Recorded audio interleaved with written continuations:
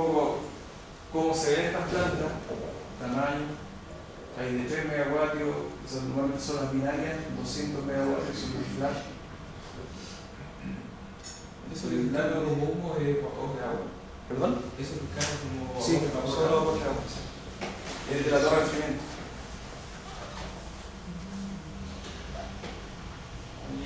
Entonces voy a pasar bien rápido. Esto lo expliqué un poco, la industria del aluminio en Islandia. ¿Por qué el tema del aluminio? Porque Islandia cumple dos requisitos. Uno que está hoy día está muy asociado a lo que es la trazabilidad. Cuántas emisiones CO2 es asociado al producto.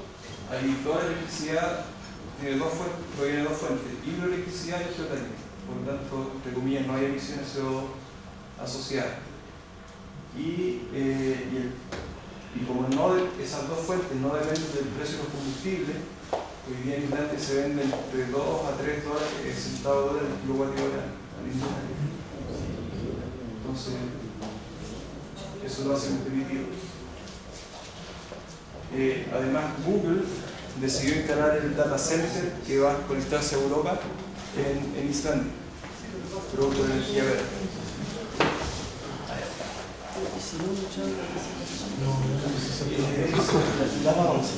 Pero ese, no es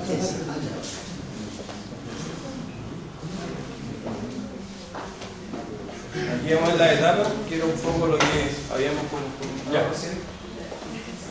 Entonces, normalmente se distinguen estos pasos, y cada paso, sobre todo la fase exploratoria, tiene distintos hitos donde uno dice continúa o abandona el proyecto. En el caso de la geología, geoquímica y hidrogeología, ahí yo puedo tomar una decisión de seguir adelante o no con el proyecto. Ahí estamos hablando de costos del orden de los 300.000 a 500.000 dólares, dependiendo la extensión de la concesión. Luego, cuando paso a la geofísica, ahí ya son enseguida 400.000 dólares adicionales, que me entrega mucho más información.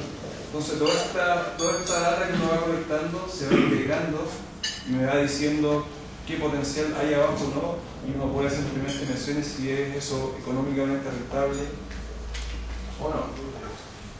Ahora, ¿qué sucede? En Chile particularmente es que la ley permite, define un plazo de 2 años para hacer todas estas actividades que están ahí bajo fase exploratoria, más un pozo de verificación.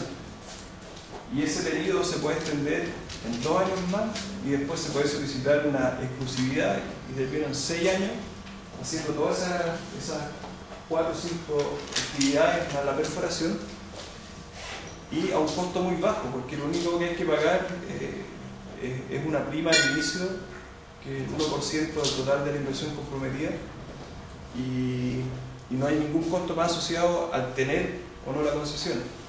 Entonces, las empresas que hacen, sobre todo las empresas como Enel, o Magma, Polaris, Juan Pablo, que son empresas de capital accionario, postulan a muchas concesiones, no desarrollan nada con el fin de mantener el precio del accionario.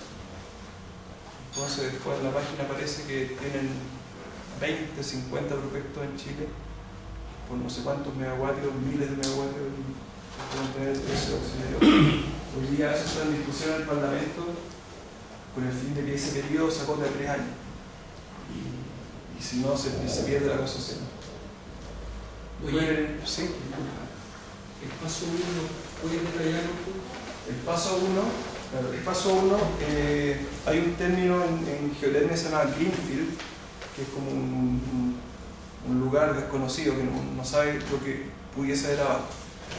Entonces eso consiste en buscar estudios vulcanológicos, los cuales hay muchos en universidades. El CERN Geomint tiene mucha data geológica, estudios de minerales asociados a la minería.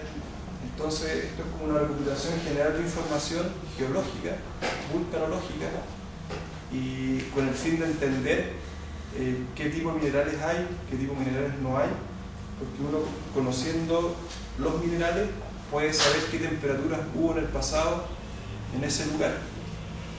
Lo que uno puede verificar es si todavía esas temperaturas están presentes o no, pero puede es la información que entrega. Y la única forma de verificar eso es perforando. Ni siquiera con la geofísica se puede hacer, es perforando. Así es. Según lo que se conoce, digamos, el factor fundamental en un proyecto geotérmico es el costo de exploración. Es un poco, como se dice, el que la lleva. Si uno puede, en definitiva, en el paso 1, determinar cuál va a ser en el fondo el costo de perforación y qué perspectivas tiene de ser exitoso, porque la verdad es que tiene que ser estable, si no pasa lo que pasó en el TAP. Si yo inyecto por acá y sale por el otro lado. ¿Okay? En el paso 1, ¿cómo uno puede definir la estanqueidad del pozo? En el paso 1, uno lo único que puede determinar es si es que alguna vez hubo o no temperatura en un valor X. Nada más. Y con la información, normalmente en los estudios vulcanológicos se delinean las fallas, se delinean las principales fallas dominantes, y ahí uno puede, bueno, y más la vista de fotos aéreas, uno podría decir, allá por ese lugar debe estar el reservorio. Y esa información para lo único que sirve, o sea, tiene dos propósitos. Uno es ubicar la concesión, eso es lo que yo pedí en esta zona de concesión. Y lo segundo es, algunas empresas lo hacen, otras no, hacer el primer estudio económico de lo que se pudiese encontrar o no, y aportar ciertos montos de inversión a esa área dado lo que se tiene a mano. Y luego todos esos modelos se van actualizando a medida que va entrando más información. Pero es así. El riesgo sigue siendo alto. De hecho, cuando tú terminas el paso 2, antes de perforar, todavía tienes un 70% de probabilidad de falla de no encontrar nada. O sea, uno ha desembolsado $1 millón por quizá encontrar nada en la ruleta rusa. En los modelos que han descrito, siempre el agua o entonces vapor condensado, 100% se reinyecta al sector. Eso es lo que dice la teoría, reinyectando todo. Hay, por ejemplo, hay Blue Lagoon, no sé si le suena, el Spa Blue Lagoon. El Spa Blue Lagoon toman parte de ese fluido y lo tiran a un lago que se formó artificialmente. Y se usa... Pero esa agüita debe ser átomo por deseable. Pero es súper buena para mí. Por eso digo, es todo relativo, porque en la zona que está ubicada es una zona volcánica, no crece nada, pura piedra volcánica. Y lo único que va es la calle, que es el asfalto, y llega a una cosita. Pero según he leído, en El Salvador, por ejemplo, tuvieron que hacer un ducto como 100 y tantos kilómetros para poder largar el agua en un lugar donde no... Claro. Está un caso más crítico. No es tan así que... No. O sea, hay un caso más crítico que el de Momotombo, en Nicaragua, en el cual de la turbina descarga directamente al lago nicaragüense. Y toda la flora y fauna que hay ahí desapareció. Y ahí hay el gobierno, dado los contratos que hay, no ha podido sacar a Ormat de Nicaragua.